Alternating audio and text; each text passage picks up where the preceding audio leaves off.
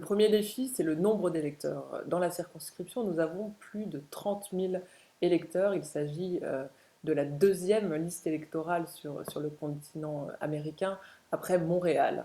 Cela suscite évidemment, vous l'imaginez, des milliers de questions qui nous arrivent chaque jour sur les procurations, sur la date des élections. Et à ce titre, je voudrais rappeler que ces dates sont différentes de celles du scrutin en France. Donc vous voterez à New York le 22 avril et le 6 mai pour les élections présidentielles et les 3 et 17 juin pour les élections législatives.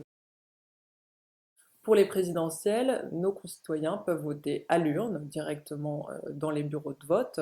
Donc ils peuvent vérifier à quel bureau de vote ils sont assignés sur notre site internet. Rien qu'en entrant leur zip code, ils pourront se voir indiquer leur bureau de vote. Donc ça, c'est le premier mode. Le deuxième mode pour les présidentielles, c'est le vote par procuration.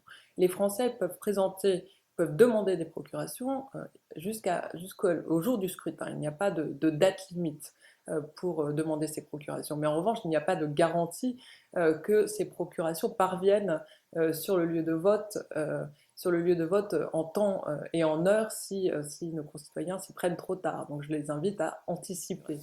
Pour ce qui est des législatives, on ajoute à ces deux modes de scrutin qui persistent le vote par correspondance. Nos concitoyens ont jusqu'au 14 avril pour demander au consulat, ils peuvent le faire par mail auprès de nos services, à être inscrits sur les listes sur ce mode de scrutin. Et donc nous recevrons l'expression de leur vote par correspondance. Nous avons mis en place une politique très active de communication sur notre site internet, sur Facebook et aussi sur Twitter.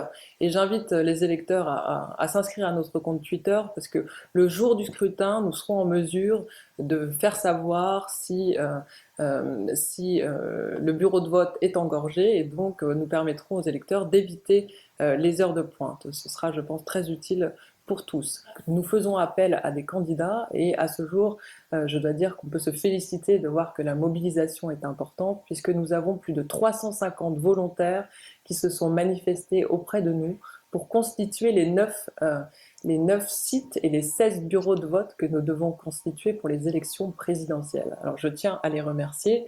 Je tiens également à remercier les écoles qui se sont mobilisées dans la circonscription pour accueillir les 9 sites de vote que nous tiendrons les jours de scrutin.